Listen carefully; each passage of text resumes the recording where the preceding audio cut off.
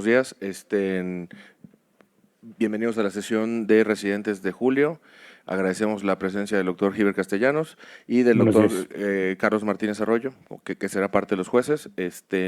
Vamos a la cápsula, por favor.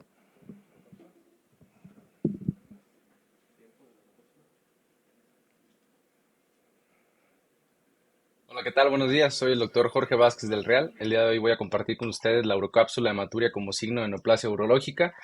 Soy residente del tercer año del servicio de urología del Hospital Regional Valentín Gómez Farías del ISSSTE. La hematuria es aquella cantidad anormal de sangre en la orina. La vamos a clasificar como hematuria microscópica y hematuria macroscópica. La hematuria microscópica eh, se define como 3 a 5 hasta 99 glóbulos rojos por campo de alta potencia en el estudio del sedimento urinario, y la hematuria macroscópica al menos 100 glóbulos rojos por campo de alta potencia. La hematuria macroscópica en muchas de las ocasiones puede ser detectada por el ojo humano, y 1 mililitro de sangre en la orina puede pintar hasta 1 litro de la misma. Nunca debemos de definir el diagnóstico de microhematuria con una tira reactiva. Siempre se debe realizar un estudio microscópico del sedimento urinario. Me gustaría compartir con ustedes estos dos artículos. El primero de ellos ya de hace algunos años, del año 1984. Se estudiaron 1.000 miembros de la Fuerza Aérea entre el año 68 y el 82, publicado en el British Medical Journal. Todos ellos menores de 40 años. La hematuria en ellos fue transitoria, ninguna consecuencia, y el 99% de los pacientes no tuvo relación con alguna patología urológica. Y en el año 2000, en la revista de la Asociación Americana de Urología, se realizó este estudio prospectivo de 1930 pacientes con hematuria microscópica para determinar cuál era el riesgo de malignidad que tenían, o si estaba asociado o no a una patología urológica. En el 61% de todos estos pacientes no se identificó o no se logró identificar una causa urológica de la hematuria. Siempre debemos de realizar un estudio microscópico del sedimento urinario, y cuando lo consideremos necesario, enviar a los nefrólogos, tal cual lo dice la guía de práctica clínica de la Asociación Americana de Urología. Y de igual manera tenemos que definir o diferenciar de una hematuria de origen glomerular o glomerular versus no glomerular. ¿Cuál va a ser la hematuria glomerular? Cuando en el estudio microscópico tenemos más de 80 eritrocitos dismórficos, al menos 5% de acartocitos y un cilindro hemático. Y estas son algunas de las diferencias. La tabla, perdón, tomada de UpToDate. Obviamente la hematuria glomerular al menos 500 miligramos por día de proteinuria. El color va a ser rojo como Coca-Cola, un poco más negro. Pero algo muy característico es que no va a haber coágulos en la mayoría de las ocasiones en la hematuria glomerular. ¿Por qué? Recordemos que en el glomérulo se producen uroquinasas y activadores del plasminógeno, por lo cual cuando hay una hematuria de origen glomerular, son hematurias sin coágulos, a diferencia de las hematuриas de origen no glomerular, que es nuestra área de trabajo. Eh, Respecto a algunas diferencias de la hematuria macroscópica y la microscópica, el riesgo de la malignidad de malignidad es mayor en la hematuria macroscópica, desde el 15 hasta el 30%, a diferencia de la hematuria microscópica, que representa un 2 al 10% de riesgo de malignidad. Esta misma puede ser transitoria, no siempre son benignas. Siempre hay que realizar o estadificar a los pacientes de acuerdo a su riesgo de malignidad, porque el mismo va a aumentar con la edad. Siempre se debe realizar el estudio microscópico que ya comenté, y recordar un poco que en la hematuria macroscópica, interrogar o hacer una historia adecuada del paciente para descartar pigmentos alimentarios como remolachas o arándanos. Recordar también los pigmentos humanos, que la hemoglobina, mioglobina o las porfirias. Y aquellos pacientes que pueden teñir la orina, pacientes que estén consumiendo medicamentos como rifampicina, metronidazol, fenitoína o fenazopirina, por el tinte que pueden otorgar estos medicamentos a la orina. Es muy importante el origen o la localización respecto a las causas de la hematuria. Recordar, en el tracto urinario superior, la principal causa de hematuria son masas benignas, pero después de ello son las masas malignas.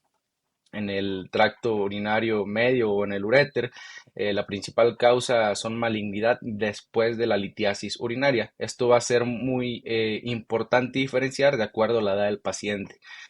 Así como infecciones y los dos otras causas que ya mencioné.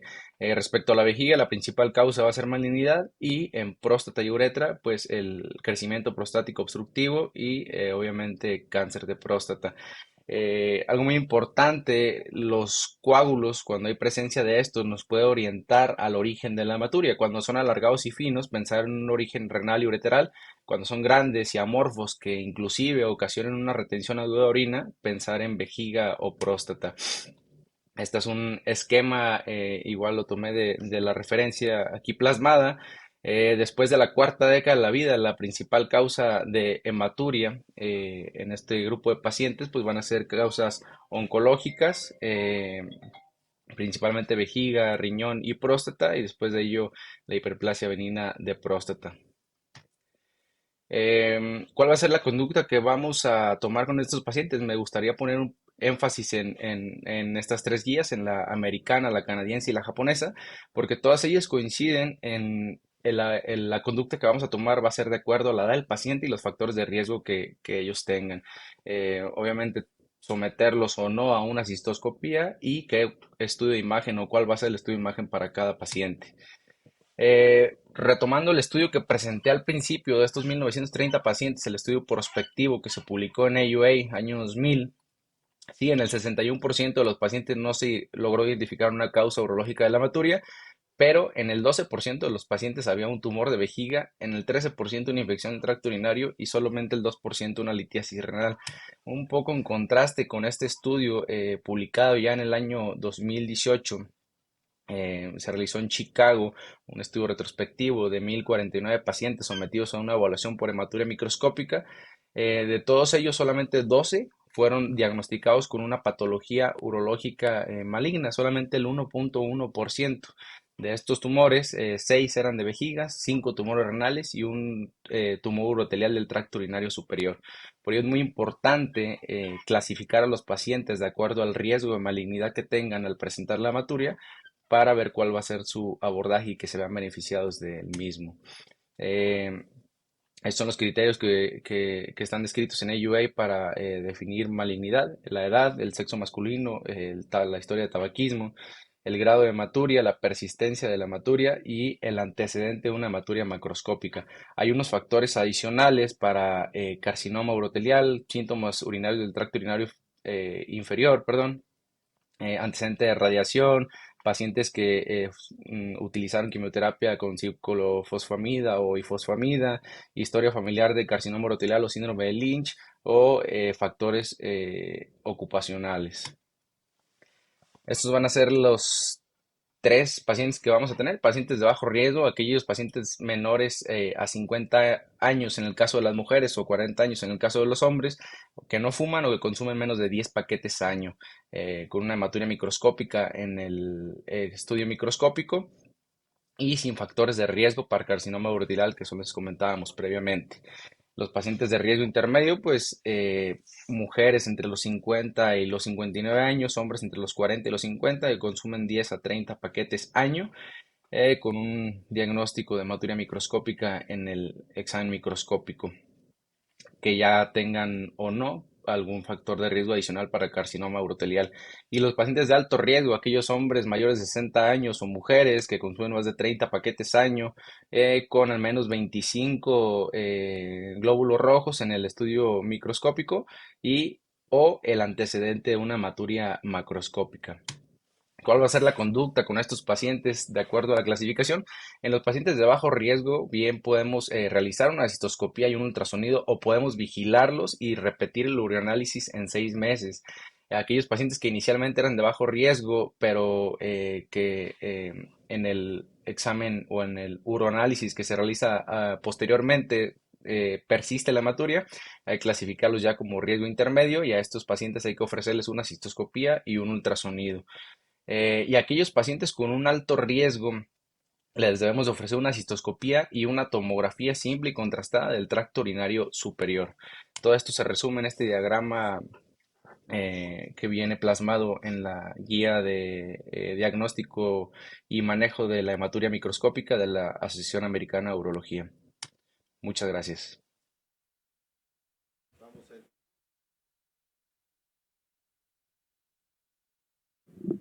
Eh, Muchas gracias al doctor Jorge Vázquez del Real del Valentín por la Eurocápsula.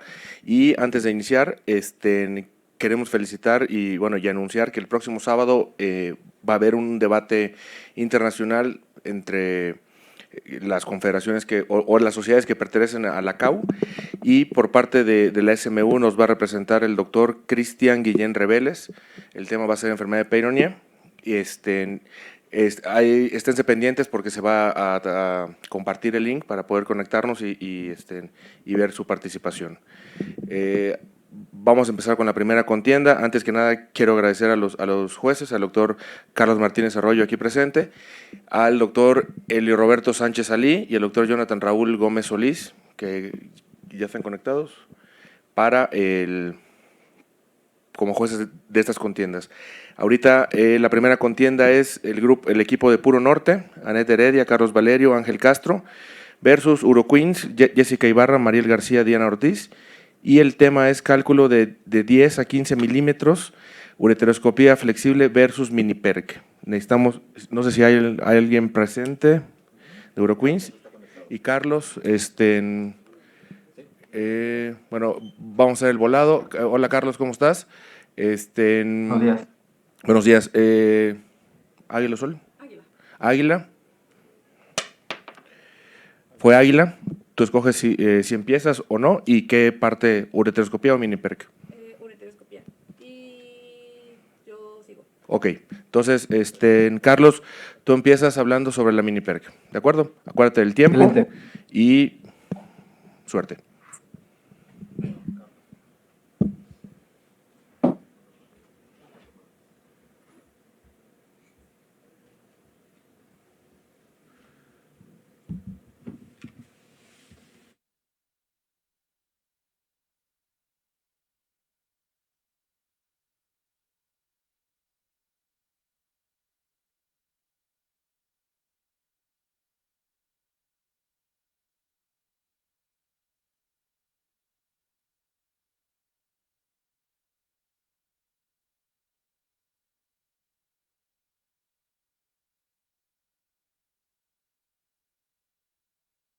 Buenos días, mi nombre es Carlos Valerio, soy residente del Hospital ISSSTE Regional de Monterrey y el día de hoy me tocó participar en la contienda en los debates en los temas de ureteroscopía flexible versus percutánea miniaturizada, defendiendo el tema de percutánea miniaturizada.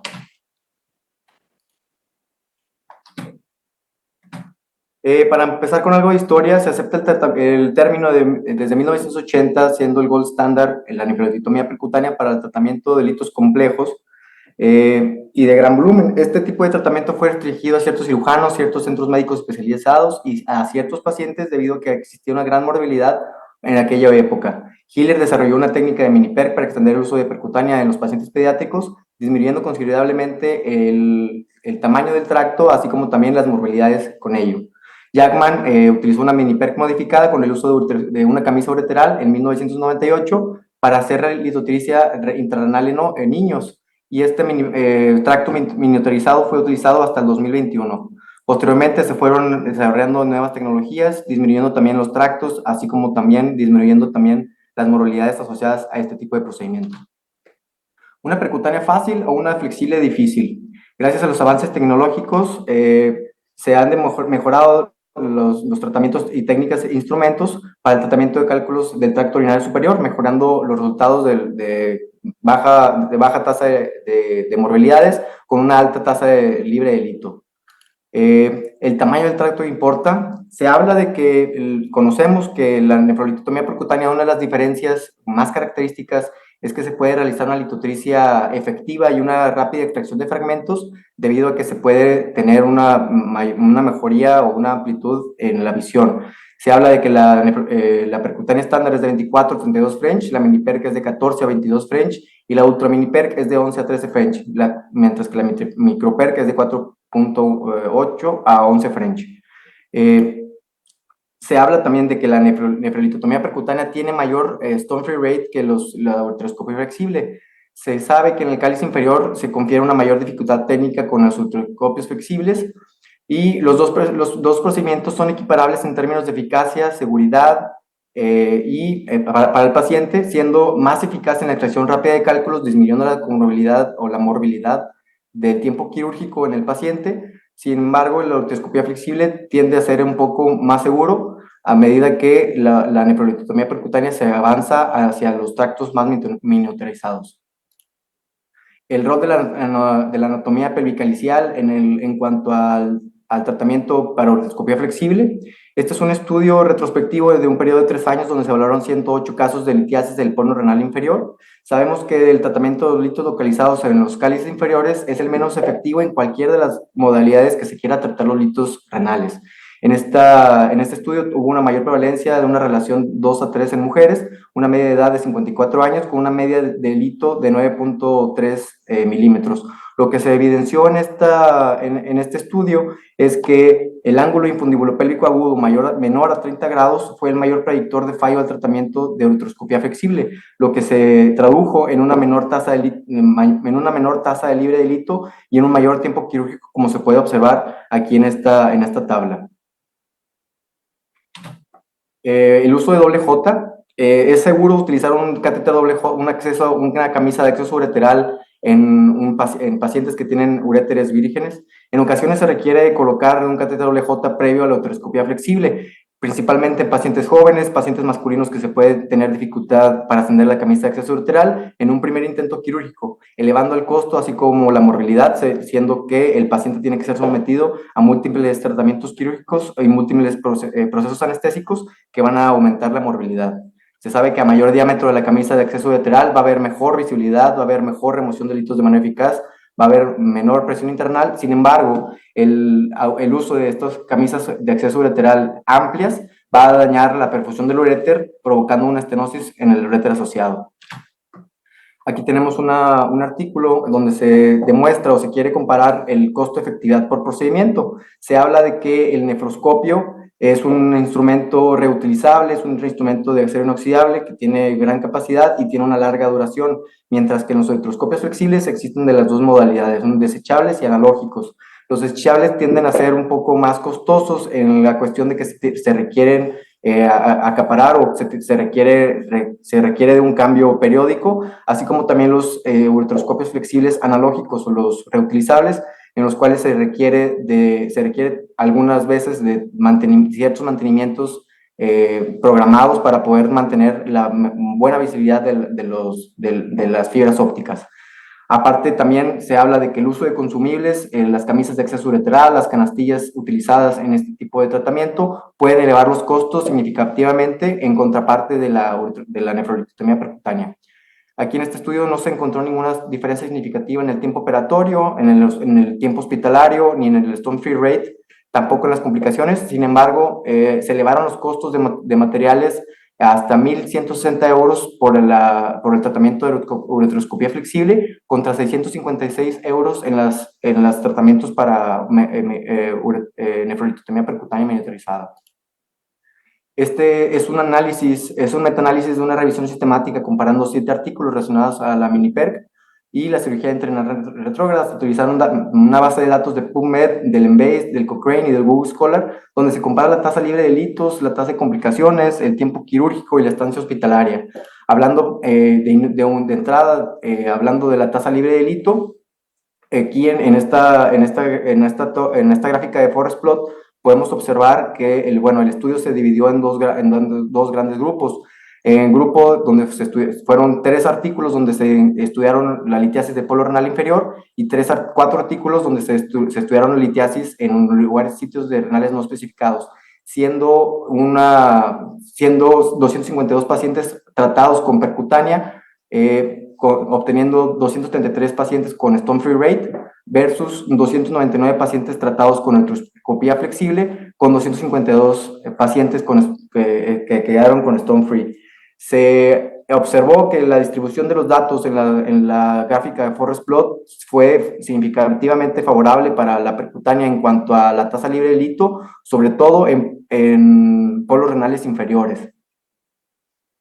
Hablando de la tasa de complicaciones, esta gráfica de Forest Plot, donde se realiza la comparativa de estudios en relación a las complicaciones según la escala de Clavin-Dindot.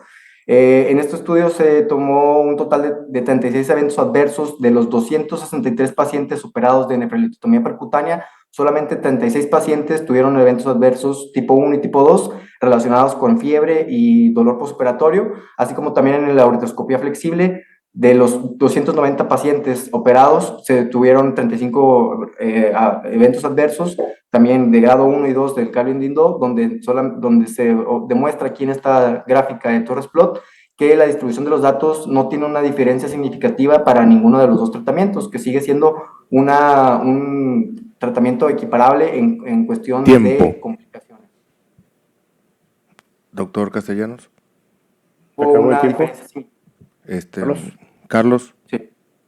se terminó el tiempo. Muchas gracias. Ahorita vamos a pasar con el doctor Castellanos y los jueces. Buenos días. Gracias, doctor Martínez Arroyo. Gracias, doctor Gómez. Gracias, doctor Sánchez Sali, por el apoyo. Y quisiéramos saber su opinión y su evaluación. Doctor Martínez Arroyo.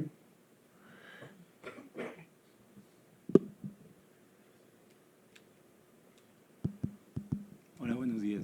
Buenos días.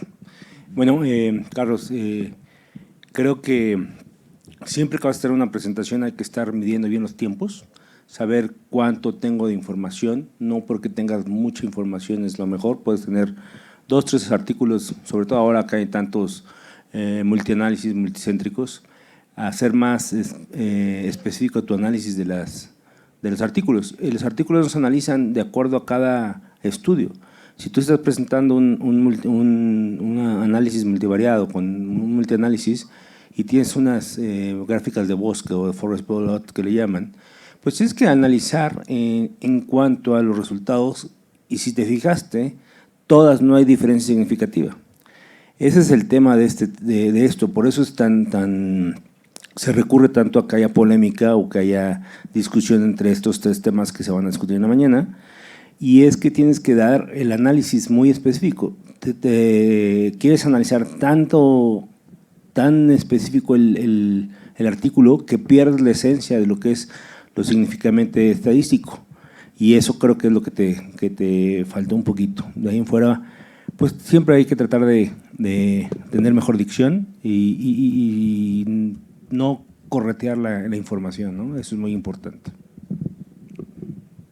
¿Alguna pregunta que tengas para el sustentante, Charlie? Bueno, yo creo que se faltó ser más contundente con cuanto a la mini-PERC. Evidentemente, ese artículo que hablas de los europeos, de los euros, pues nunca se comparan, porque nunca comparan la misma energía de una con otra, y eso hace que bajen considerablemente. Si tú pones ahí una energía dual, pues ya sube el costo, al igual que la flexible, y entonces tiene a lo mejor restore free rate y menos implicaciones. Entonces yo creo que tenemos que ser muy juiciosos y creo que la ventaja del mini-PERC es simplemente las complicaciones. Ahí es lo que mejor nos va a dar, y el stone free rate, ¿no? Entonces ahí tendrías que ver enfocado muy bien tu plática, ¿no? Gracias. Muchas gracias, Charlie. Elio, buen día, muchas gracias por tomarte el tiempo. No sé si tengas alguna consideración.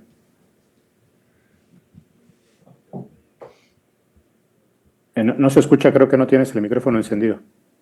Ahí está. Gracias por la invitación, buenos días a todos. Concuerdo con el doctor, yo creo que parte de lo que te comió, doctor, fue el manejo del tiempo, el exceso de información. Creo que sí pudiste haber sido un poquito más resumido en cuanto a la historia de la percutánea contraflexible, la evolución de la percutánea hacia minipercutánea, y pues evidentemente siempre menos va a ser más.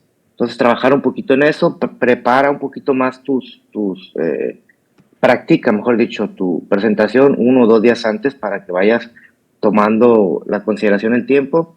Y pues ya lo mencionaba el doctor, nada más hacer una acotación en relación a la minipercutánea. Siempre va a ser un tema de debate contra FURS, pero definitivamente aquí va a haber un componente de experiencia, porque todos podemos hacer una flexible, pero no todos podemos hacer una percutánea.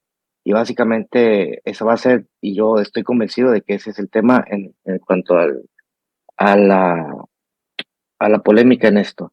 Y pues por lo demás, yo creo que básicamente sería eso, que practiques un poquito más los tiempos y nada más. Menos es más. Gracias. Muchas gracias, Elia. Jonathan, buen día. Muchas gracias por el apoyo. Hola, buenos días, gracias por la invitación. Por ejemplo, hay un artículo ahí, te tocaba defender Miniperk, pero no puedes mezclar, digo, a pesar de que no está tan estandarizado las divisiones entre los tractos y los French, no puedes poner ahí un artículo en la presentación de Ultra Mini. Me parece que pusiste ahí un artículo de Ultra Mini Perk y pues te tocaba defender Mini Perk. Entonces sí tienes que tener cuidado con eso. Igual habían unas diapositivas que tenían algunos errores ortográficos y pues al nivel en el que estamos no puedes permitirte esas cosas. Y respecto al tiempo igual, un poquito más de lo que comentaron los otros jueces, sí te comió el tiempo. Es muy importante que en un debate tú llegues pues des las conclusiones de lo que te planteaste o las conclusiones de acuerdo a los objetivos o planteamientos iniciales, pues te comió el tiempo y pues no llegaste a eso, ¿no? Ahora te quiero hacer una pregunta. En un paciente con un cálculo de 15 milímetros en cáliz inferior de 1200 unidades Hounsfield, ¿le harías mini perc o le harías flexible? ¿Y Se puede por qué? valorar ahí, doctor, con el ángulo infundíbulo pélvico y también la distancia del infundíbulo si tiene un infundíbulo favorable, pues se puede optar por un tratamiento flexible. Sin embargo, pues se tiene conocimiento que es complejo tratar este tipo de cálculos, por lo cual también se puede tener un buen resultado cuando no se tiene un infundíbulo favorable en cuanto a la mini PERC. Específicamente en los cálculos de cáliz inferior, sí hay algunos metaanálisis donde comentan que el stone free rate es mayor de mini comparado con flexible, específicamente para el cáliz inferior. Pero bueno, sí, como comentaron mis compañeros jueces, sí varía mucho dependiendo pues, bueno, ahí siempre hay polémica y mucho va a depender de lo que sabes hacer, ¿no? Como comentaron, hay quienes pueden hacer una mini PERC, pero no todos tienen el entrenamiento, ¿no? Muchas gracias, Johnny. Muchas gracias, Carlos. Buena presentación. Gracias. Continuamos con la doctora Diana Ortiz, del Hospital General de México, que va a hablar a favor de la ureteroscopía flexible.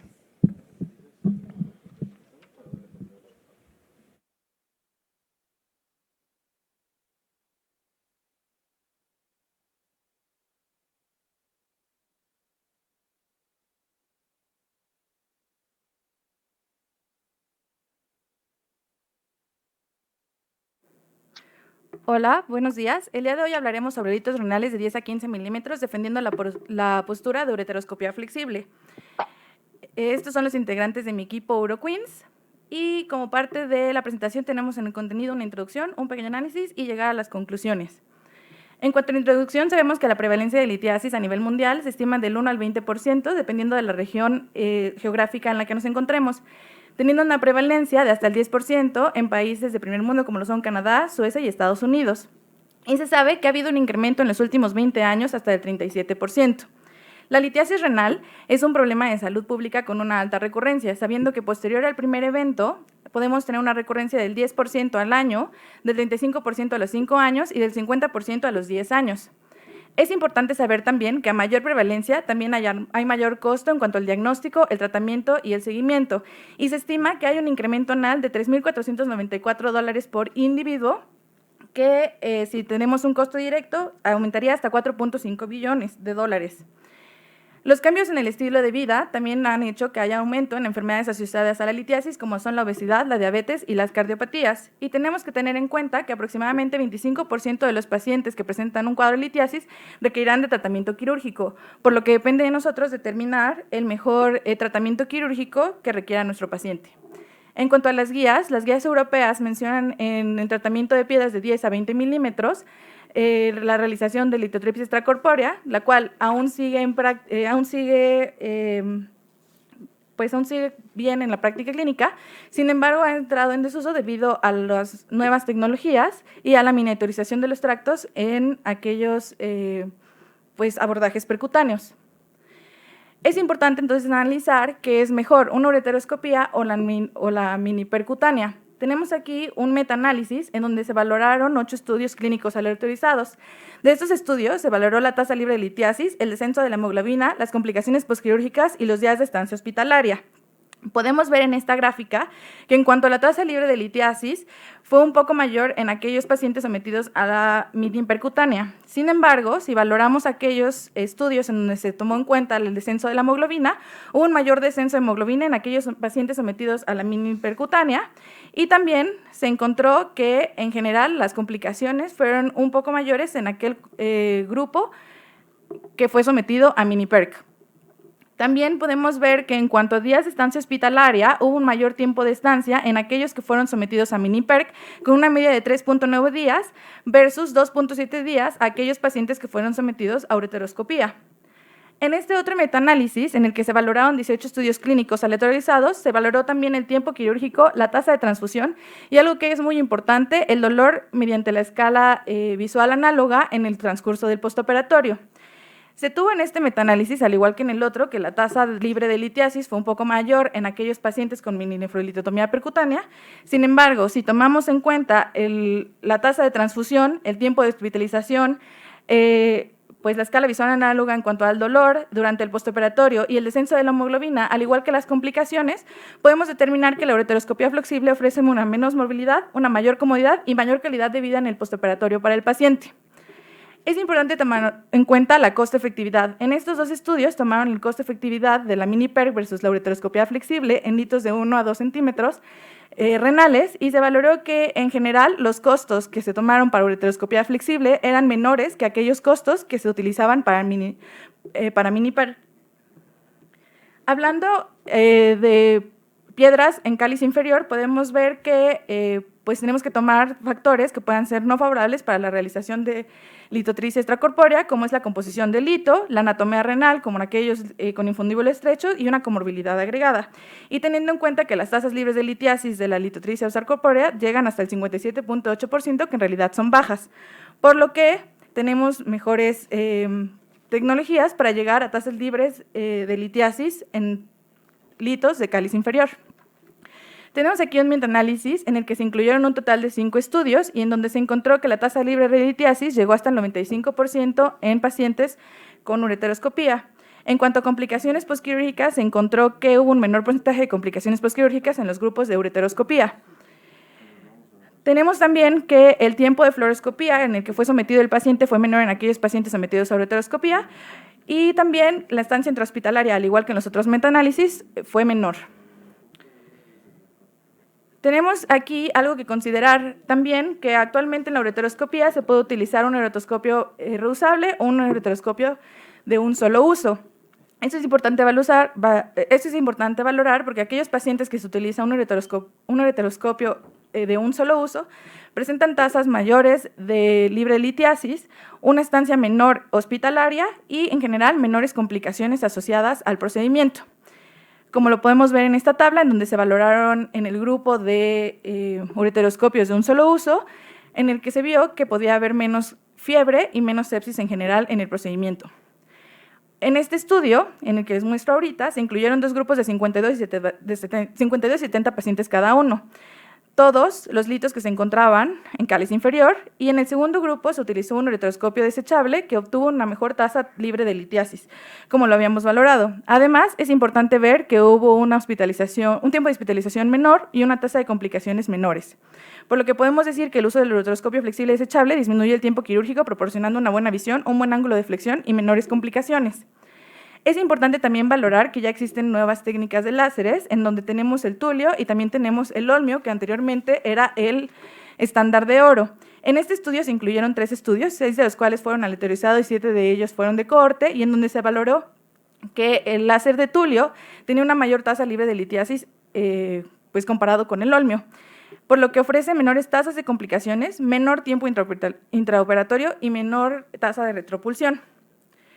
Algo que ofrece la ureteroscopía que no ofrece la mini-PERC es aquellos pacientes que cuentan con comorbilidades y que requieren de tratamiento quirúrgico para la litiasis. En este estudio presentamos pacientes que se encuentran bajo la terapia anticoagulante y en el cual se compararon 84 pacientes a los que no se les suspendió la terapia de anticoagulación, encontrando que con la ureteroscopía se llegaba a una alta tasa libre de litiasis, sin complicaciones postoperatorias ni presencia de hematuria en ninguno de los pacientes que tenían la terapia anticoagulante. Por lo que podemos decir que la ureteroscopía tiene un alto nivel de eficacia y seguridad en estos pacientes. Como mencionamos anteriormente, la prevalencia ha aumentado y sobre todo ha aumentado en aquellos pacientes obesos. Si hablamos de cifras, la Organización Mundial de la Salud en el 2022 define que hay aproximadamente un paciente obeso por cada 8 personas, lo cual nos daría un total de 890 millones de pacientes obesos. Esto es importante valorar previo a la realización de nuestro tratamiento para litiasis, porque, esto es importante que lo valoremos previo a la realización de nuestro procedimiento. En este estudio comparativo se encontraron 56 pacientes, se realizaron entre 2002 y 2015, y se comparó el tiempo quirúrgico, el tiempo de fluoroscopía, la tasa libre de litiasis y las complicaciones que se encontraron. En este estudio se encontraron que el tiempo de operación fue menor con aquellos pacientes que fueron sometidos a ureteroscopía flexible, hubo un tiempo mayor de fluoroscopía y un tiempo menor de hospitalización. Pues también faltó tiempo. Doctor Martínez. Hola, ¿cómo estás? Bueno, mira, creo yo que tu presentación perdió el rumbo. Perdió el rumbo en el momento en que metiste las indicaciones de las guías clínicas, porque primero abordaste, ¿cómo se llama?, extracorpórea, y luego te fuiste a la parte de flexibles, pero nunca comparaste una flexible con mini-PERC, sino comparaste flexibles con single use o reusables, cosas que son completamente, yo creo que ahí son completamente dispares esos artículos, porque si te fijas, los reusables no todos son en las mismas condiciones, y me refiero a que sean digitales, son de fibra óptica, y eso cambia considerablemente tu visión. Ahora están en esta generación de ustedes, prácticamente todo es digital. No sé, ustedes, los que están aquí presentes, cuando hacen flexibles, ¿utilizan fibra óptica o digital? Levanten la mano. ¿Quién usa flexibles fibra óptica? El normalito. El normalito, ¿sí? Levanten bien la mano, porque no lo veo. 1, 2, 3, 4, 5. ¿Todos los demás usan digitales? Imagínense. Entonces, es el tema en estos artículos, te fijas. Y luego te fuiste al costo del tulio, costo del holmio, pero nunca comparaste mini-PERC. Dejaste la mini-PERC. O sea, quisiste darle el brillo a la flexible, pero sin tener una comparación. Te dijeron, hay que comparar. Y creo que ahí te falló considerablemente la comparación, ¿no? El último artículo, que era el mejor, yo creo que era el que tenías que haber apuntado mucho, es el de los obesos, que es de un grupo de los grupos turcos de Özgür, que es muy bueno, y es limitado, no es un gran volumen, pero te da muy buena versión. Y vuelvo a lo mismo, ya estamos, como lo dijo Sánchez Ali y Miosat, pues estamos en un nivel donde ya creo que echan demasiada introducción en la litiasis. Esto ya lo sabemos, estamos hablando de litiasis. Tienen que hablar de introducción de cuándo nació la mini-PERC, cuándo se hizo el flexible, y cosas muy puntuales, porque en realidad con una diapositiva es suficiente. Deberían de aprovechar a darle más conciso su tema, ¿no? Que es lo que yo creo que hay falla. Muchas gracias. El doctor Jonathan, por favor, sus comentarios.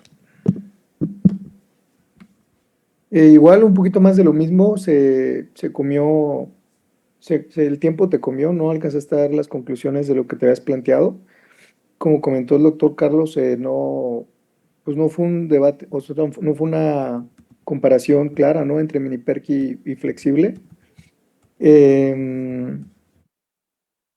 Hay algunas partes en tu presentación donde empezabas a manejar un argumento, pero después decías, o sea, como cortabas el argumento y ya no terminabas de defenderlo. Y sí hubo un poquito, metiste algunas ahí diapositivas, como comentó también el doctor Carlos, de comparaciones que no venían al tema, como lo de reusables contra desechables. Entonces sí creo que hay que mejorar un poquito eso.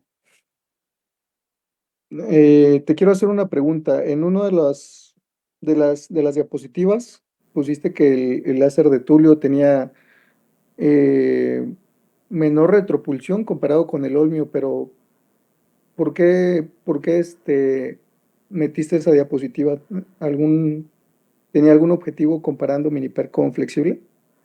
Mm, Pues es que en el artículo que leí decía que el láser de Tulio tenía menor retropulsión y eso ayudaba a que pues la fragmentación del hito fuera mejor. Por eso lo ¿Y, puse. y tú por qué crees que el Tulio tiene menor retropulsión que el Olmio? Pues por el tipo de energía que utiliza, o sea, por el tipo de energía que se utiliza. ¿Qué tipo de energía?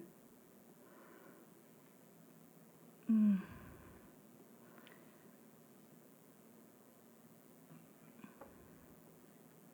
Entonces, siempre que vayas a meter información en una diapositiva, tienes que manejar bien la información que vas a presentar. Digo, esto no tenía mucho que ver con lo de la discusión entre flexible y mini perc, ¿sale? ok. Muchas Gracias, gracias. El Leonid. doctor Sánchez Alí. Bien, doctora. No puedo estar más de acuerdo con el doctor Carlos Martínez. Definitivamente perdiste el rumbo con la presentación. El tema era muy sencillo. Creo que tenemos que comenzar a regresar a las bases y primero hacer un poquito de comprensión de cuál es tu objetivo en la presentación, en este debate que definitivamente hasta ahorita no ha sido para nada un debate. Te voy a hacer algunos comentarios. La comparación efectivamente de los láseres no venía al caso, el debate no se trata acerca de eso.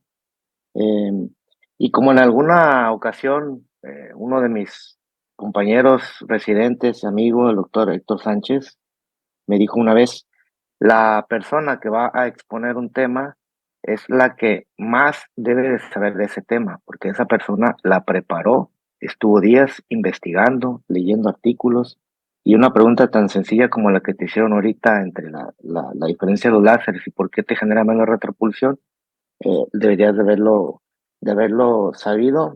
Este, eh, y bueno, definitivamente, híjole, pues es que ya me ganaron todo lo que tenía aquí anotado. No hubo comparación entre una cosa y la otra, y la comparación entre los flexibles no es un debate si es cuál es mejor, si el desechable o el reusable. Y bueno, pues definitivamente mejorar nuevamente los tiempos, hay que prepararse con anticipación. Los debates, ahora que están de moda los presidenciales en Estados Unidos, se prepara un debate con anticipación, se practica un debate con anticipación porque esta es una competencia. Y de aquí en adelante, terminando y yéndose al frío de la calle, es una competencia esto, todos somos amigos, somos compañeros, pero al final de cuentas, esta es una competencia, es una carrera de resistencia y después, ya en la práctica, en la vida real, es una competencia de habilidades. ¿Sale, doctora? Esperemos mejores un poquito esos detalles. Gracias. Muchas Muchas gracias. gracias. Gracias, Diana. Vamos a pasar a la siguiente contienda, que es un pequeño cambio, y va a ser la nefrolitotricia percutánea, posición prono versus Valdivia. El equipo de los Van Buren, ¿quién está conectado? No sé si es Eduardo Cruz. ¿Sí? Y del grupo de próstatas, no sé quién esté conectado.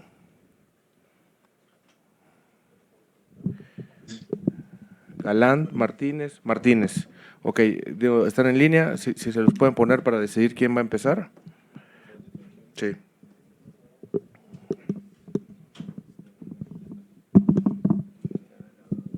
Es Eduardo, ¿no?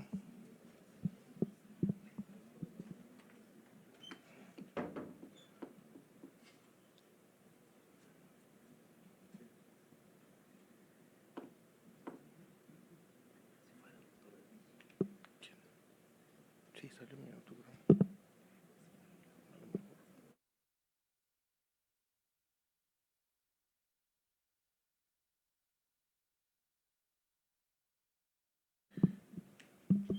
Y Martínez. Ok, hola, ¿cómo están? El doctor Martínez, Águila o Sol. Gracias. Águila. Águila. Sol. Eduardo Cruz, decide si inicias y con qué tema.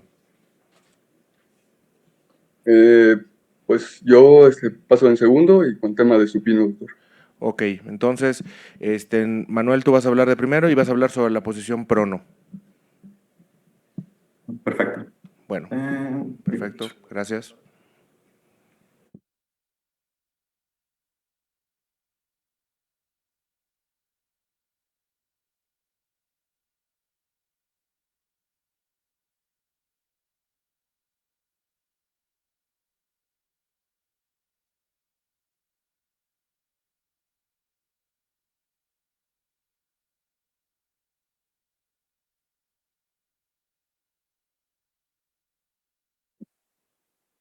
Buenos días. Pues el día de hoy vamos a hablar sobre nefrolitotomía percutánea y vamos a comparar las distintas posiciones en las que se encuentra. Pues el equipo, bueno, mi equipo es el de los próstatas, está conformado por Mario Galán, Raúl Bolio y Manuel Martínez. Soy del Hospital General de Mérida, Yucatán, del IMSS. Y bueno, la nefrolitotomía percutánea, como sabemos, pues es el tratamiento de referencia para cálculos complejos o pacientes en los que se presenta pues una alta carga litiásica.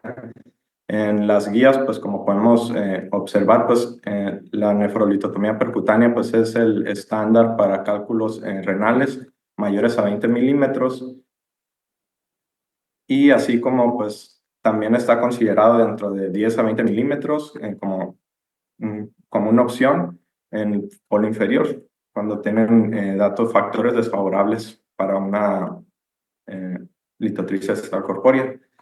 Desde la introducción de la nefrolitotomía percutánea en 1976 por Fairström y Johansson, pues se ha visualizado un progreso en la nefrolitotomía a través pues, de cada paso que se realiza en la cirugía, desde la miniaturización de los instrumentos y los tractos, la punción, dilatación y el manejo de los cálculos. Y también ha evolucionado pues, y se han realizado distintas modificaciones en la posición del paciente, y el cual pues es de lo que vamos a hablar en este momento. Y ya que el paciente pues, como bien dicen que una posición adecuada del paciente pues es prácticamente la mitad de la cirugía, o al contrario pues que un paciente mal posicionado pues te va a complicar toda la cirugía, pues vamos a hablar sobre la posición del prono, en el cual pues como bien sabemos que para realizar la realización de la cirugía, pues primero se realiza la colocación de un catéter ureteral retrógrado en posición de litotomía dorsal. Posteriormente, pues este se va a colocar en la posición de prono. Es importante pues colocar un colchón debajo de la caja torácica y del abdomen superior, o como vemos en la segunda imagen, pues un colchón de Montreal. Este pues nos va a ayudar a realizar un desplazamiento de los riñones un poco más hacia atrás, obtener más espacio en el riñón y minimizar pues el riesgo de algunas lesiones por presión o compromiso pulmonar y facilitar la ventilación. Es importante pues también poner puntos de presión, bueno, considerar los puntos de presión que estén bien acolchados, las rodillas, pies, los hombros se abducen generalmente 90 grados y los codos se flexionan 90 grados, principalmente pues para evitar las lesiones en el plexo braquial. Y pues mantener la cabeza y el cuello alineados para evitar lesiones también a este nivel. Y como a su vez también la posición prono pues ha surgido pues distintas modificaciones de la misma, de la original publicada en el 76. Pues hay posiciones en las que pues se flexiona un poco la cadera o pues se abren las piernas para permitir un acceso retrógrado también. ¿Y qué es lo que vamos a valorar? Pues cualquier tratamiento endoscópico, los resultados primarios, los que nos van a determinar pues cuál es mejor en comparación del otro, pues es que un procedimiento, o en este caso la posición, pues tenga una alta eficiencia y pues que sea segura. Y esto lo valoramos, la eficiencia por la tasa libre de cálculos, el tiempo operatorio, la duración de la estancia hospitalaria y la seguridad con la transfusión, la tasa de infecciones y las lesiones de órganos.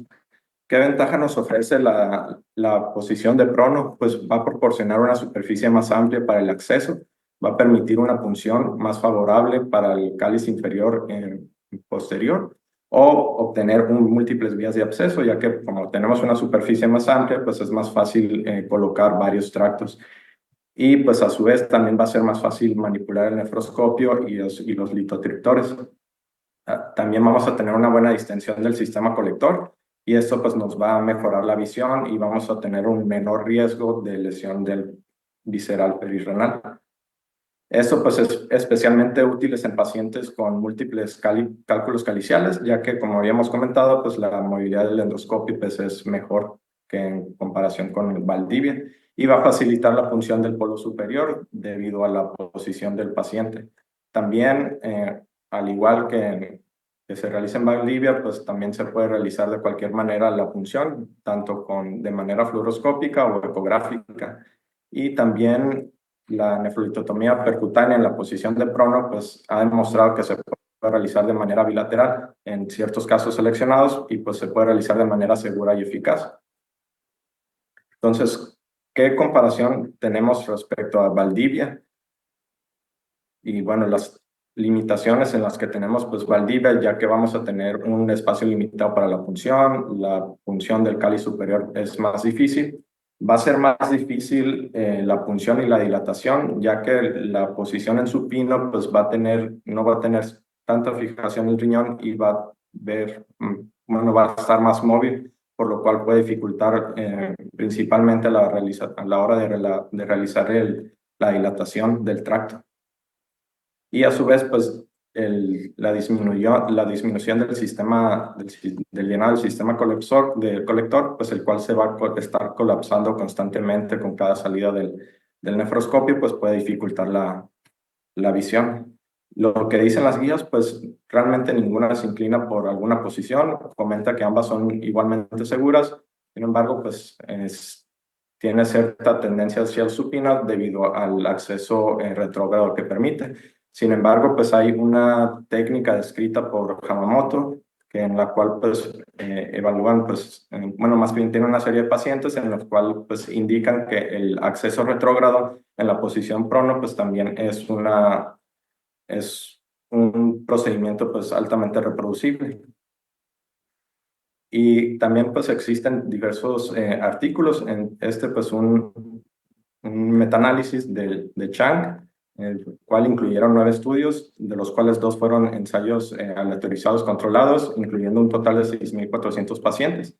Y como habíamos comentado, pues uno de los factores principales que nos interesan en ese tipo pues es la tasa libre de piedras, en lo cual pues en los análisis que ellos hicieron pues en de forest plot muestra una tendencia hacia la posición de prono, el cual pues es estadísticamente significativo, ya que no cruza la unidad. Los otros parámetros, como son las complicaciones y los días de distancia hospitalaria, pues realmente no son estadísticamente significativos, o realmente no muestran ninguna tendencia. Y pues como por el tiempo que se utiliza para dar la posición, esto pues retrasa la cirugía y prolonga el tiempo operatorio, y por ende pues eso es evidente que la posición supina pues tenga un tiempo operatorio pues más corto en comparación con el prono. Pero en conclusión, pues la posición prono tiene una tasa libre de litos más alta en comparación con la posición supina. Y en otros tipos de riñones, o en casos pues más complejos, existe pues en el artículo de la izquierda pues tenemos una serie de Turquía, en el cual pues valoran pacientes con riñón en herradura. Tiempo. Obtuvieron. El doctor Sánchez Salí. Bien, doctor, pues nuevamente, ¿no? Ya no vamos a andar en lo del tiempo, eso ya queda más que evidenciado. Tengo varios comentarios que hacerte. Nuevamente, pues ya sabemos la evolución de la percutánea. Hiciste varios comentarios, son preguntas que te voy a hacer. Hiciste varios comentarios y mencionaste ahí. Hay un doctor en Grecia que es el doctor Liatsikos. Él realiza ESIRS en prono. La verdad es que si alguna vez has visto una, yo no la había visto hasta que estuve con el doctor. Me pareció algo definitivamente, como se lo dije a él, un sinsentido, pero bueno, ya son maneras de trabajar de cada quien. La de CIR definitivamente tiene que ser en supino. Y hiciste un comentario en relación a la manipulación del nefroscopio que es mejor en prono que en supino. ¿A qué te refieres con eso? ¿O qué decía el artículo? ¿O en qué se basan para decir que es una mejor manipulación del nefroscopio? Al estar pues en la posición prono, como están más distendidos los cálices renales, pues permite una mayor movilidad dentro pues del riñón, más que nada lo que se refería. Bueno, cuando tú estás haciendo percutánea y haces un tracto, lo menos, como siempre en la vida, lo menos va a ser más. Entre menos, ya sea en prono o supino, manipules, puedes hacer un tracto mini percutáneo, pero si te estás cabalgando, vas a terminar haciendo un hoyote de este tamaño de 5 centímetros. Y bueno, entre las ventajas que decía ahí el prono que tú estás defendiendo, eh, una percutánea bilateral. ¿Qué opinas? ¿Qué harías tú si tuvieras un paciente en la priva? ¿Le harías una percutánea bilateral? ¿Por qué sí? ¿Por qué no?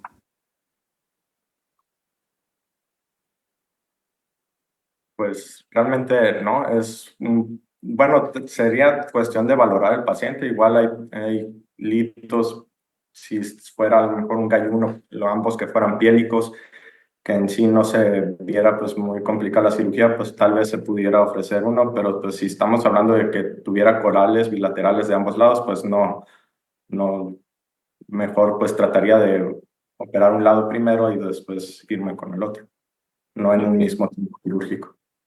muy bien. Bueno, ya mi parte es todo. Felicidades, doctor. Gracias. El doctor Martínez Arroyo. Sí, hola, buen día. Bueno, mira, sí, tiempos a ustedes, eso no lo consideran. Tomaste 6 minutos de historia de la percutánea de prono. Si algo es algo como que está más discutido, es eso, prono supino. Desde 2019, en un congreso en China, en el International Alliance of Urolithiasis, desde dijo, ya no hay discusión, es una discusión estéril el prono supino, simplemente es cuestión de ventajas de accesos de acuerdo a la experiencia del cirujano, ¿no? Entonces yo creo que ahí sí, pues se te perdió. No hiciste una buena comparativa de las dos técnicas. No se trata de satanizar una con otra, simplemente dar las ventajas. Y por eso es un debate, de saber qué es lo que mejor conviene. Aquí y actualmente muchos ya prácticamente hacen Valdivia modificada. Los que empezamos en percutánea, a lo mejor empezamos en prono. Yo en lo personal empecé en prono, he migrado, hago las dos de acuerdo a lo que el residente propone y si es viable, obviamente, ¿no? Y lo que decía Sanchali, sí puede ser una percutánea bilateral, o en prono es mejor, no tienes que estar modificando a veces la posición. Y yo, por ejemplo, a diferencia de Sanchali, igual que Elias Tacos, igual que Monga, igual que quizá hasta el Charlie Méndez y tu servidor, sí hacemos decir prono, no hay, no creo que sea para juzgarse, pero simplemente es cuestión de facilidades a las cosas. Si tienes todo, adelante. Si no, pues evidentemente supino es una buena opción, pero creo que te faltó hacer una buena discusión. Perdiste 7 minutos en historia y dejaste 3 minutos para tratar de dar el tema y tan es así que no pudiste ni siquiera concluirlo, ¿no? Muchas gracias. Doctor Jonathan. Pues como comentaron, ya no vamos a ahondar mucho en lo del tiempo. Quizá nada más comentarte que en algunas de las diapositivas que pusiste, ponías como la parte, tomabas como pues una captura de pantalla del título y los autores del artículo, pero no nos ponías como las tablas o lo que más se prestaría para un análisis de la estadística de los artículos, ¿no? Pero fuera de eso, nada más. Gracias. Muchas gracias, doctor Castellanos. Bien. Pues de acuerdo con los jueces, son los expertos. Perfecto. Muchas gracias, doctor Martínez. Pasamos con Eduardo Cruz, que va a defender el tema o la posesión supino o Valdivia.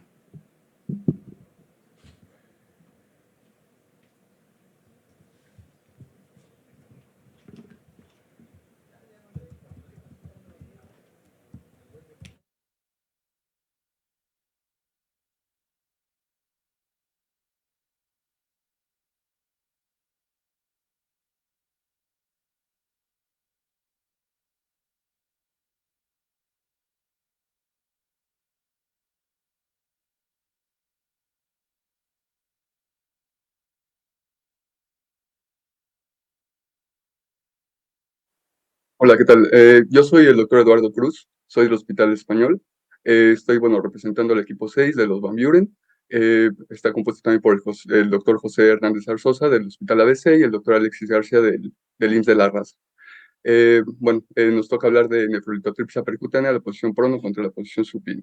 Vamos a defender pues, el abordaje de supino. En parte de introducción, creo que, bueno, poco importante mencionar un poco de historia nuevamente.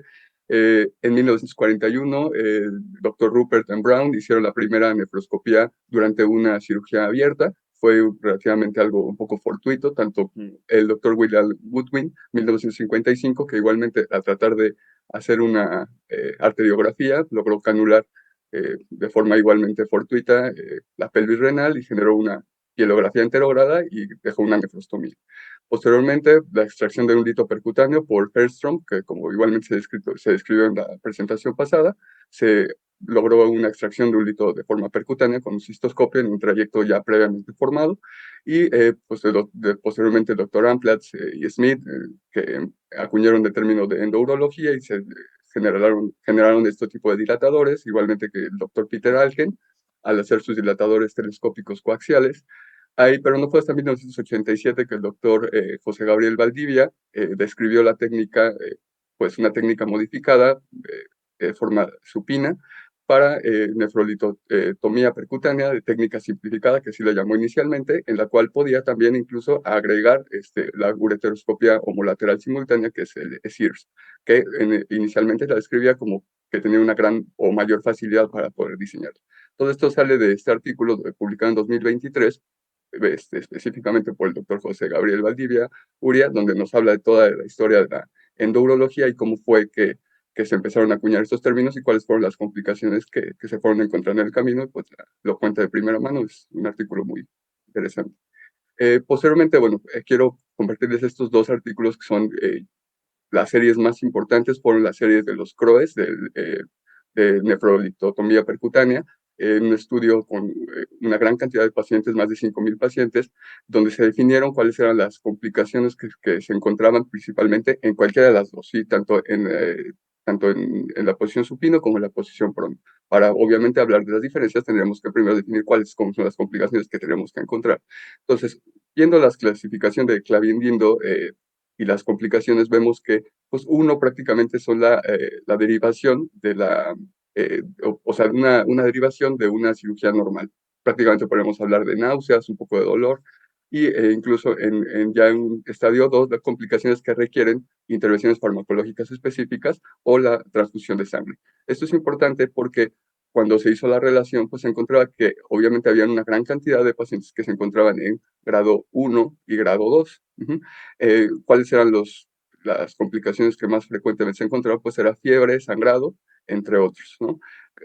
Dentro de esta serie, vemos como, por ejemplo, tanto en los pacientes con estancias quirúrgicas o tiempos quirúrgicos muy prolongados, pues realmente no había unas complicaciones grandes, únicamente entre 1 y 2 de la clasificación Clavien-Dindo, pacientes igualmente con edades avanzadas de más de 60 años, pacientes obesos, incluso igualmente 1,38, o sea, bastante pegado al 1, y uso de anticoagulantes, e incluso en urocultivos positivos tampoco se encontraban complicaciones elevadas.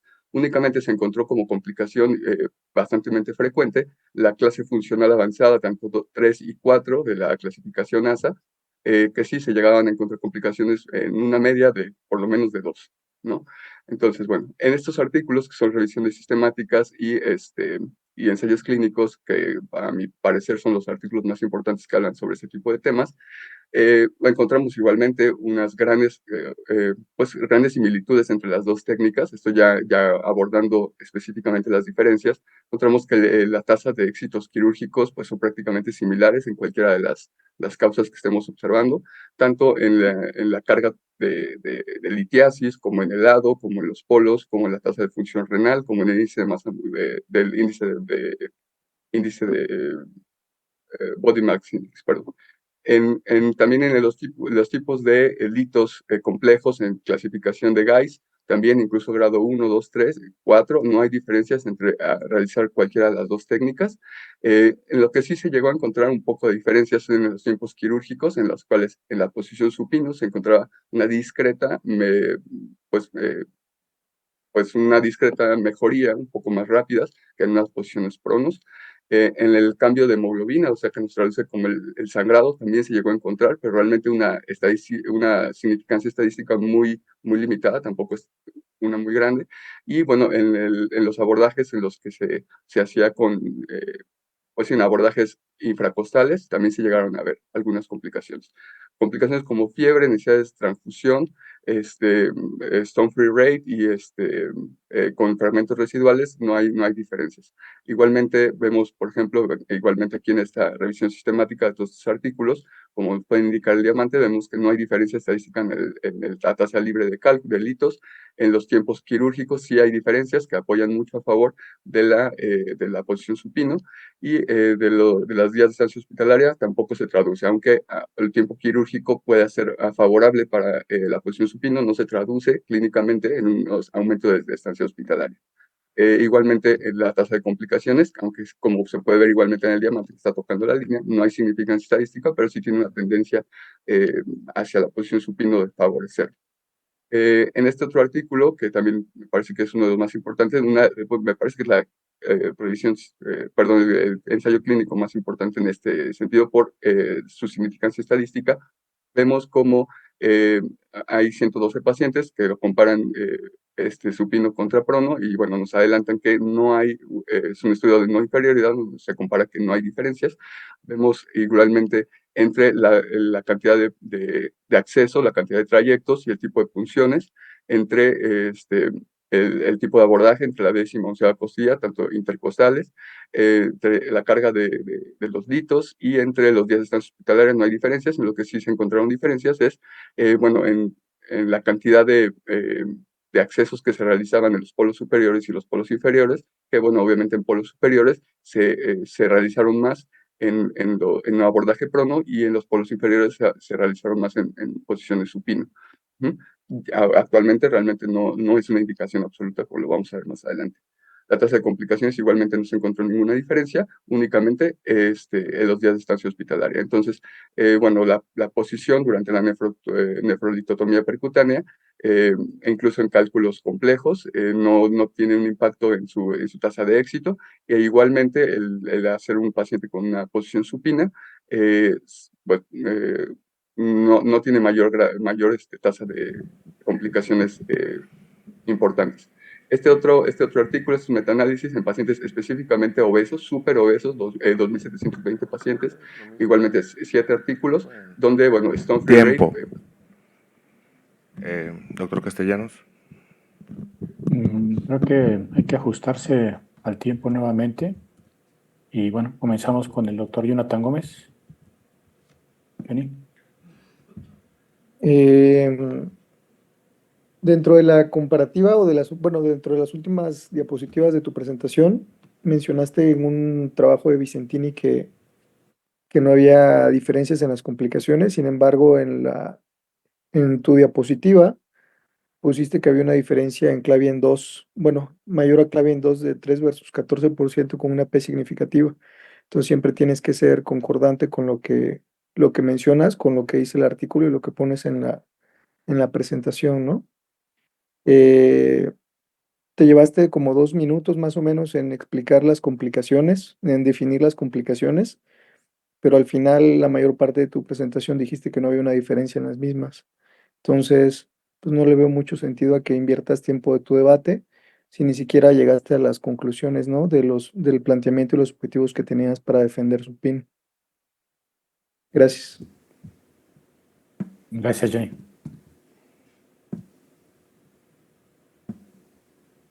Doctor Sánchez Salí. Eduardo, ¿verdad? Sí, doctor. Sí. No me quedó claro. ¿Estabas defendiendo Prono o Supino? Es que no llegué a la parte donde pude ya dar los... Totalmente, totalmente desperdiciada tu presentación, porque precisamente acabas de darle al clavo. No llegaste a donde querías llegar. Definitivamente no, pues no me quedó claro qué defendías. Sí, me falta un poco de tiempo. Y y pues ahora sí que, ¿qué te puedo preguntar? Hay que mejorar los tiempos. Es todo. Gracias. El doctor Martínez Elio. Arroyo. Sí, bueno, como a todos, el tiempo no lo consideran, lo cual tienen que hacerlo siempre.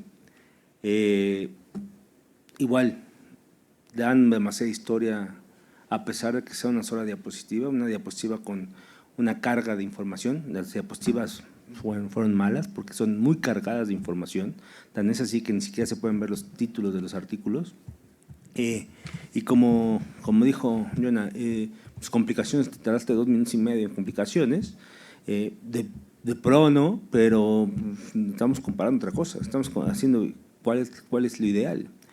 Creo yo que volvemos a lo mismo.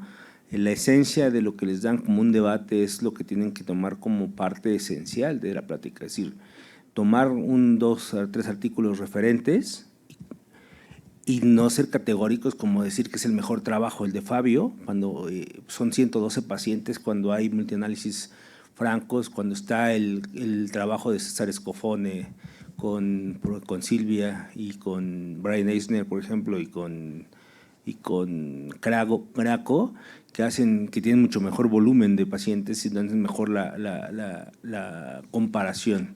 Entonces, creo yo que en la historia tendrían que aclarar simplemente que es una cosa y dónde nació el debate de esto. Esa es la historia en realidad. Y de ahí seguir con todo, ser más contundentes, porque ninguno llegó a conclusiones. ¿Por qué? Porque no son objetivos. Empiezan a jalarle la maraña de todo y terminan sin ser objetivos a lo que les preguntan en el debate, ¿no? Que es lo más importante. Entonces yo sí creo que carga de información en tus diapositivas, demasiada carga de información. La idea a lo mejor la tenías, pero nunca la llegaste a desarrollar. Lo importante, desarrollan, y todos, tú y todos los que han presentado, no han llegado a sus conclusiones, ninguno. ¿Por qué? Porque no piensan, tienen que pensar primero en tiempos, que es lo que hace que, y calidad de información. Muchas gracias. Bueno, vamos a pasar a la siguiente contienda. Sin embargo, el equipo de los pielovenosos, pues bueno, no se reportaron, forfeit. Y vamos a escuchar a alguien, no sé quién esté conectado de Eurobros, al doctor Gustavo Sánchez.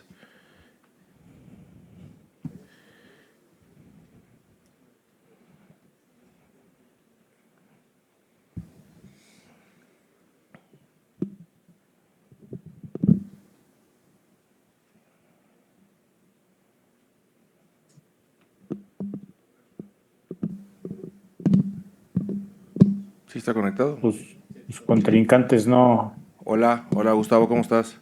Hola, doctor, buenos días. pudieron. Buenos días. Pues bueno, tus contrincantes no están, ya están descalificados, pero digo, ustedes ya trabajaron y armaron todo, así que hay que hacer como un mix y sobre todo que este tema yo creo que es algo que está, ya lleva un tiempo haciéndose, pero el chiste es que lo conozcamos. No sé si todos los residentes en sus sedes tengan acceso a poder hacer OLEP y poder hacer bipolar, o o alguna de las dos, pero valdría la pena en escucharte. Ya tú decides con qué quieres empezar o hacer como un mix de las presentaciones para que también se pueda discutir sobre este tema y escuchar también las opiniones de los jueces. ¿Te parece? Sí, doctor. Que aún así te van a calificar, ¿eh? Así que tampoco es como que... Va, muy bien.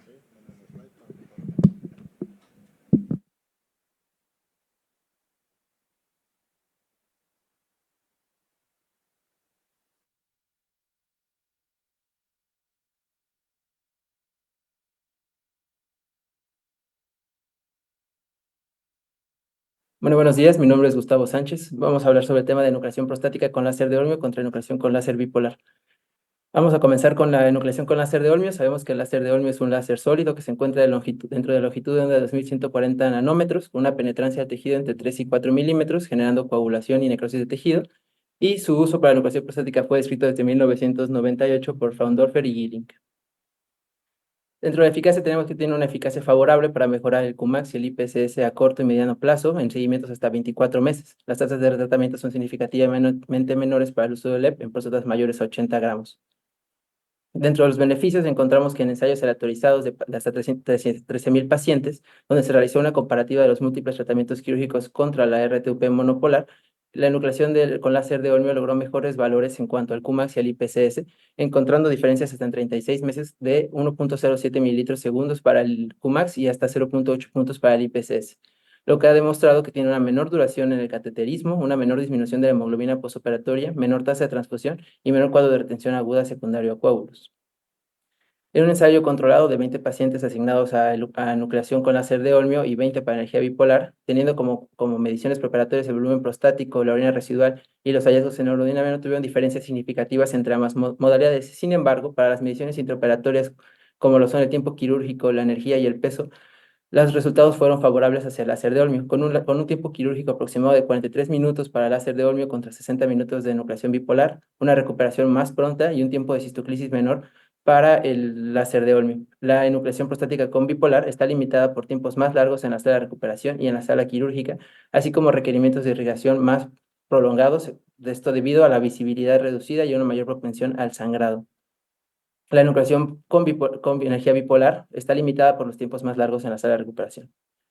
En otros estudios aleatorizados que se realizaron entre 2016 y 2018 con un total de 181 pacientes con síntomas urinarios bajos, cuadros, retención aguda de orina y un volumen prostático entre 32 y 218 gramos, se realizó una comparativa de la técnica OLEP contra la técnica bipolar. En esta también encontramos que para la enucleación prostática con láser de Olmio, el tiempo de enucleación fue mucho más rápido, con un mejor tiempo operatorio y una menor disminución de la hemoglobina postquirúrgica, teniendo los resultados funcionales parecidos o similares en ambos grupos, con un tiempo de cateterización, una estancia hospitalaria, alteraciones en la anatremia, mejoría en el IPSS, Qmax y calidad de vida y volumen de orina residual.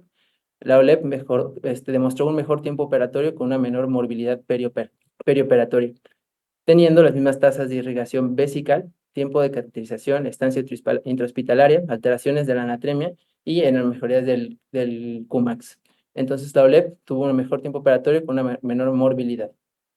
Una comparativa de 126 pacientes sometidos a manejo quirúrgico en el crecimiento prostático obstructivo, en el cual se autorizaron 64 pacientes a enucleación bipolar y 62 pacientes a enucleación con láser de Olmio, con características clínicas similares.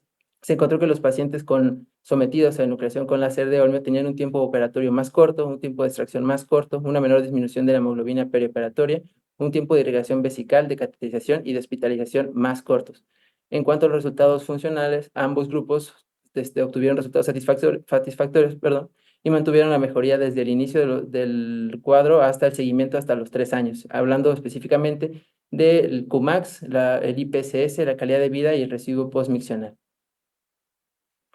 En otro ensayo aleatorizado de 120 pacientes que se sometieron a enucleación prostática con láser de Olmio comparado contra enucleación bipolar, a un seguimiento a 12 meses, se evaluó que el volumen prostático, el IPSS, la orina residual, el Qmax, la calidad de vida, el tiempo operatorio y el tiempo de estancia hospitalaria. En este estudio encontramos que la enucleación de próstata con láser de Olmio se asoció con un tiempo de retiro de catéter más temprano y una estancia hospitalaria más corta en comparación con la enucleación bipolar. El IPSS postoperatorio, la calidad de vida, la orina residual y postmiccional, la tasa máxima de flujo urinario y la reducción del volumen prostático no tuvieron diferencias significativas entre ambos procedimientos, teniendo ambas unas buenas tasas de éxito.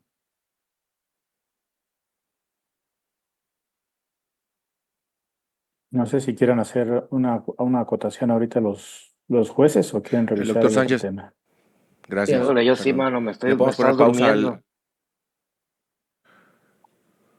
o sea, el número, ajá.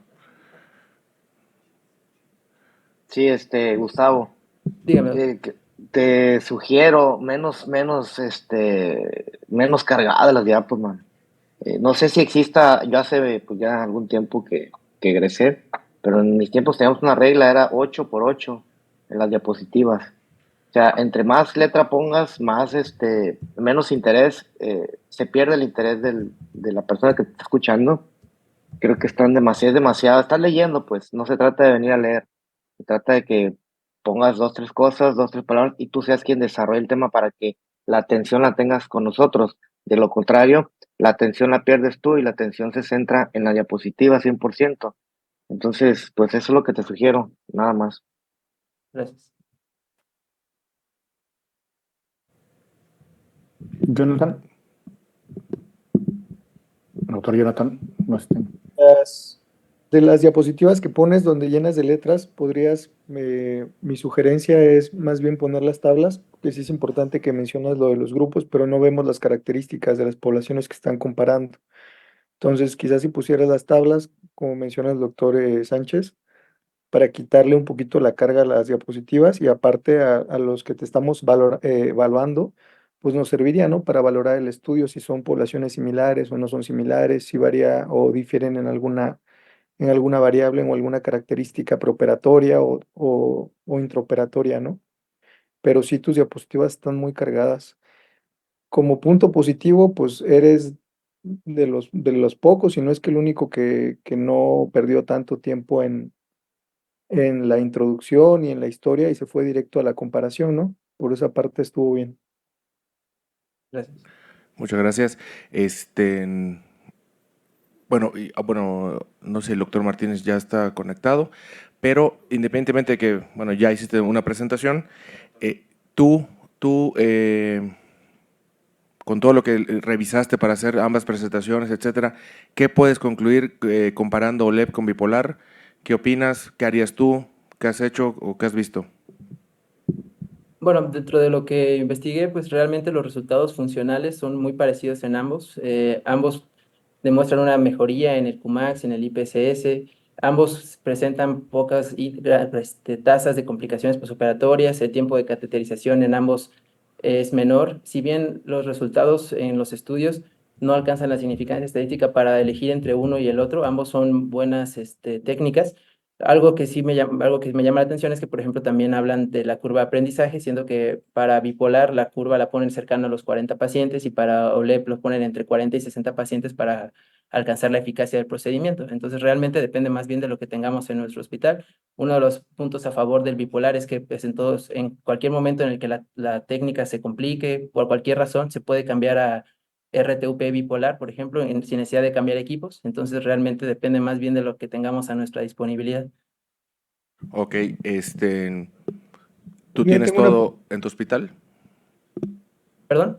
O sea, ¿tú tienes acceso a bipolar y a OLED No. en el hospital? No. Ok. Y, bueno, si tuvieras todo en un mundo ideal, ¿qué harías? Pues yo creo que le haría OLEP, doctor. OLED. ¿Alguno de los jueces quiere comentar algo sobre OLED? Sí, yo creo que siempre tenemos que tomar la evidencia científica como número uno, pero definitivamente siempre va a existir un tema de experiencia, un tema de habilidad y como lo dijo el doctor Bolio, un tema sobre todo en el tercer mundo del acceso a las tecnologías. Eh, y este es un comentario a título personal. Yo creo que ya te decantaste sobre la OLED y creo que fue la decisión correcta, es el camino, es the way to go. El Bipolep, en mis inicios yo comencé haciendo Bipolep y les iban bien a los pacientes. Yo creo que lo que mencionaste en tu presentación, en relación al IPSS, a la calidad de vida, a todo lo demás, no hay diferencia estadísticamente significativa en cuanto a la OLED. y en cuanto a la enucleación bipolar o plasmaquinética.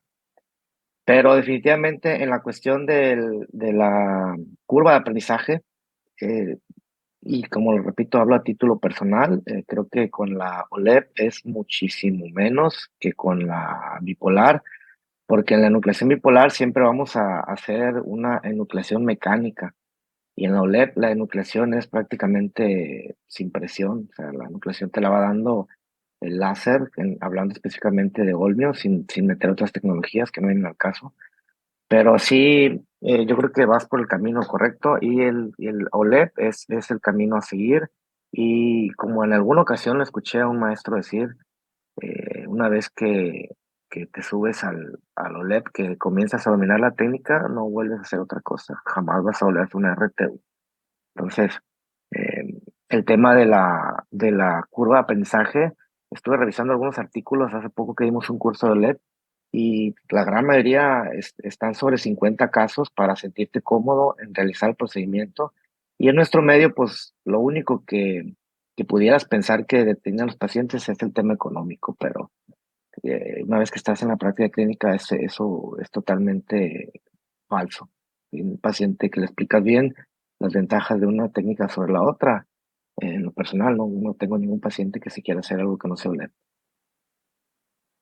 Gracias, Muchas doctor gracias. Sánchez. El doctor Martínez, perdón.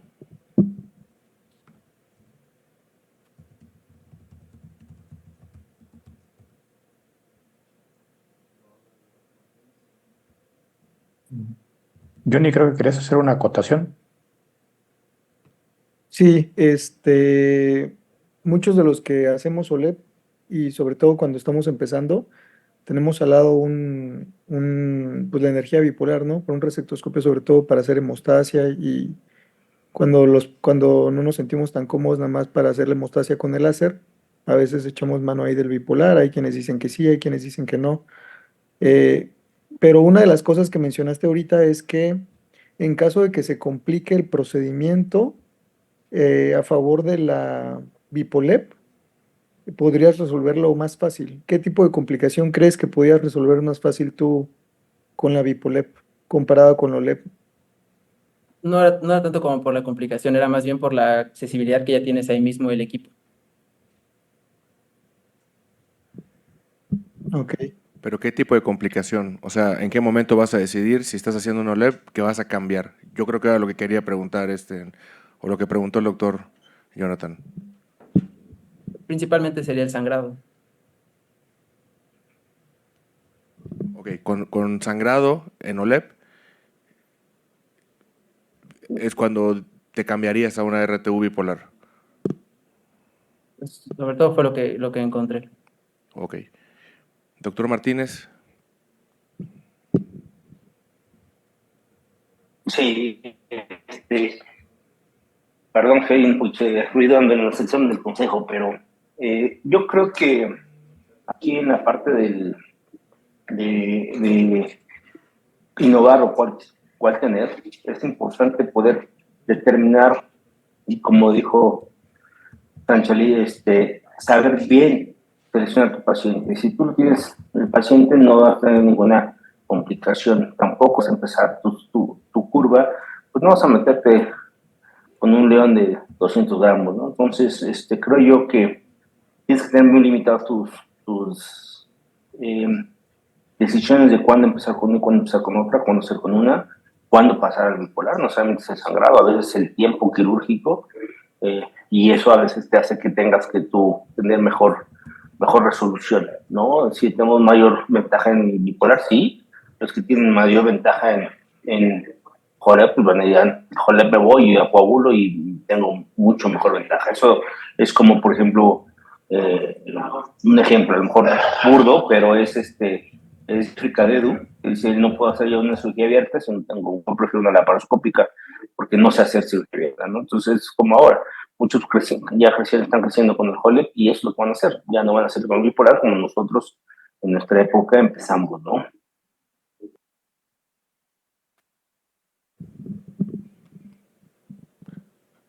Bien. Muchas gracias. Gracias.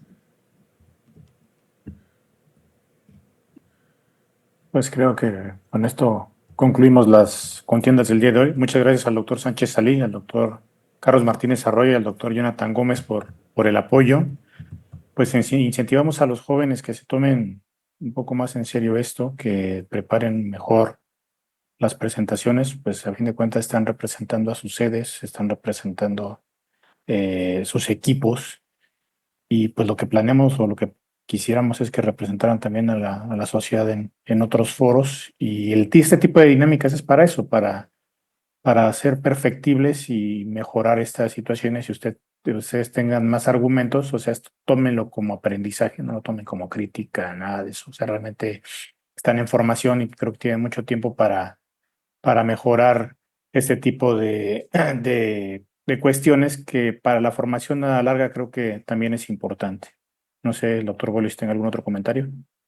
No, pues bueno, agradecer a las personas que acudieron aquí, el interés también de participar y bueno, en cualquier momento, pues digo, todos tarde o temprano tendremos que estar parados dando pláticas o un tipo de estas actividades y el chiste es mejorar y aprender todos juntos. Nos vemos en los ganadores, por eso digo, los ganadores, por favor. De la contienda, la primera contienda, los ganadores fue Puro Norte, Carlos Valerio, 57 puntos versus 42. Un aplauso. Un aplauso, por favor. Acuérdense que esto genera puntos que van sumando para el último mes. La segunda, bastante competido, gana Bróstatas, los de Mérida, 43 versus 42. Y pues la tercera, pues realmente es puntuación nada más para aquellos, para que el equipo que sí participó, Eurobros, continúe sumando. Los pilovenosos, bueno, no participaron, o sea, están en cero esta contienda. No, ya la tiene Paula. Pero bueno, a fin de cuentas sabemos quién ganó. Entonces, los puntos dan igual porque eso se convierte a puntos de participación, o sea, de 3. Entonces, nada más vamos a actualizar la tabla de posiciones. Nos falta agosto, septiembre y en octubre habrá como una especie de liguilla porque las finales van a ser en el Congreso Nacional que es en noviembre. ¿De acuerdo? Entonces, esténse pendientes y el próximo sábado vamos a ver que compartan el link para el residente que va a representarnos en la CAU, para ver quién se quiere conectar y escuchar y ver cómo es este tipo de actividad. Muchas gracias a todos. Doctor Castellanos, gracias. Y hasta Estamos la próxima. pendientes. Hasta la próxima.